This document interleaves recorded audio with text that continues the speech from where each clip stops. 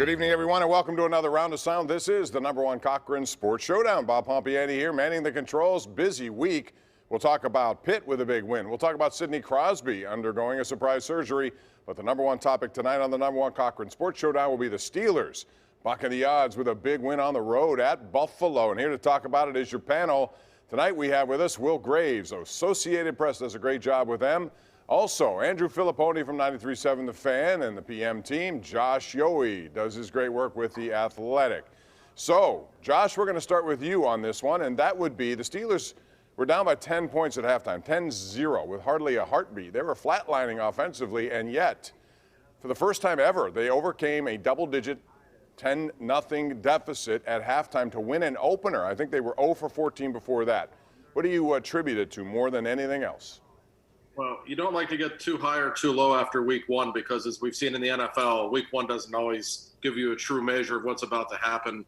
But it was certainly a gutsy win. And with all due respect to the offense, which was pretty good in the second half, I thought Roethlisberger in the fourth quarter was outstanding. But they won this game because of their defense, Bob. They're playing one of the best quarterbacks in football. They were back on their heels from literally the first play of the game after that long kickoff return. And they just never blinked all game. And in particular, I thought the secondary was outstanding. Cameron Sutton off the charts good today. Joe Hayden did not look his age today. If those two a corner can play at that level all season with the rest of the talent the Steelers have on defense, that could be quite a unit. It's only one game, but the silence Josh Allen and that Buffalo offense the way they did, that was some kind of a defensive performance.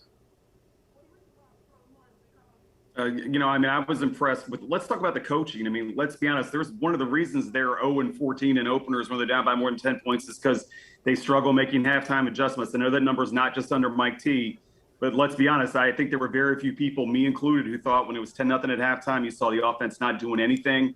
It looked like they were cooked. I mean, they probably should have been down more. But look, it was.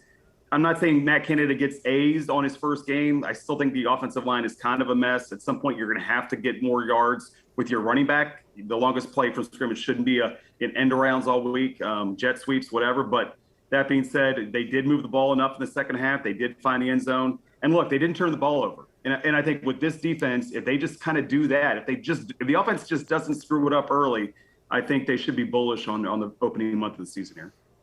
Yeah, the reason why the Steelers won the game for me is because T.J. Watt didn't show any rust. He showed why the Steelers made him the richest defensive player in the entire NFL, why he deserved $80 million guaranteed, and why it was so idiotic and so stupid for anybody in our line of work to suggest that the Steelers were better off playing hardball with the guy and going year to year with him. Because if they had decided to do that, it would have cast a pall over this entire game. Tomlin was right when he said this week it was a distraction, and he was happy to do away with it because now they could concentrate on the Bills.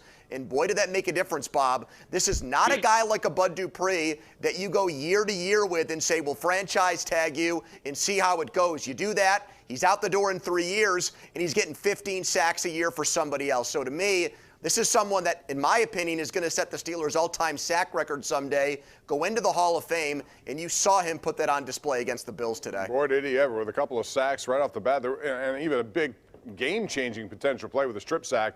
Offense didn't take advantage of it. Let's talk offense here.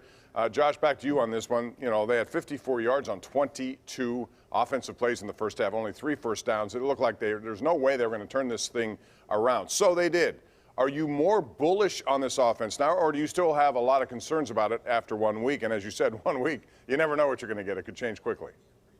There are still concerns, clearly, but I think this offense is what we thought it was. The offensive line in the first half looked completely overwhelmed. Najee Harris did not have a good statistical day. It certainly wasn't his fault. There was nowhere for him to run. Right. And Ben certainly was on the run most of the first half, took a bit of a beating. I give them credit for the adjustments that they made. And we saw the strength of this offense in the second half, and the strength is those top 3 wide receivers. Chase Claypool made a spectacular catch to jumpstart the offense. Deontay Johnson with the great touchdown catch, and Juju with a couple of big plays in the second half. That's the strength of that offense. They were wise to go to them then. It's a work in progress. They're going to have to win some ugly games, and to their credit, they found a way. And the biggest thing, Bob, they didn't commit 1 turnover all game. As inept as they looked at times, that game could have gotten away from them if they were more careless with the ball. Yeah, I think, though, it sort of speaks to the fact that, Najee Harris might be the best player in football right now, but it's not going to matter And I'm not saying he is, but like it doesn't matter because they did not do a great job of addressing their biggest problem last year. I mean, when the owner talks about, and I don't want to judge these guys off of 1 week because the problem is like there wasn't at any point in the game it felt like that they had any sort of physical advantage up front. Not one snap it felt like, and I think that is something as we get into the season.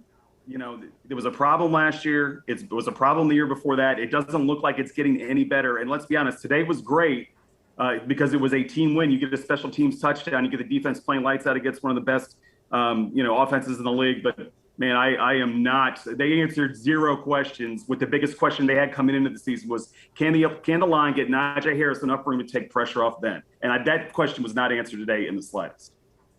Well, yeah, but I think having a veteran quarterback and the IQ of Roethlisberger ultimately was the difference for the Steelers offensively in this game because, yeah, they're going to have major personnel problems up front. We know that.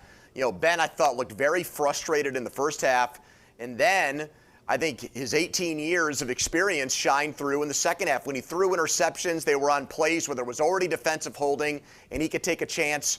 He threw the ball up to Chase Claypool knowing if the guy didn't catch it, there was going to be a pass interference call. You know, he went to Deontay Johnson, even though the guy had made a couple of drops. He found Freiermuth open over the middle. He didn't hold on to the ball too long.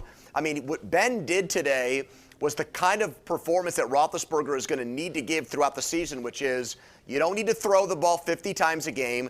You don't need to throw for 400 yards. You don't need 4 touchdown passes. With this defense, as long as you are not reckless with the ball and you manage the game. You know, that's Bob. Quarterbacks hate that, but guess what? For Roethlisberger, he managed the game in the second half, and with this defense and the special team score too, that's enough to get it done. Yeah, special teams, something we never talk about, but boy, they made a big play there, and a guy who was brought over in this offseason had a lot to do with that. When we come back, we're going to talk about this defense specifically. Some of the guys who stepped up. There were a lot of questions about slot corner, who's going to be a corner. How productive can they be? We'll get into that and some other news around the NFL. It was a wild day in the NFL today. Aaron Rodgers got benched.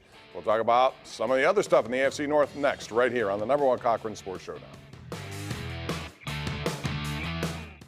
The #1 Cochran Sports Showdown is brought to you by #1 Cochran, Go One Better, and by Highmark Blue Cross Blue Shield. Have a greater hand in your health.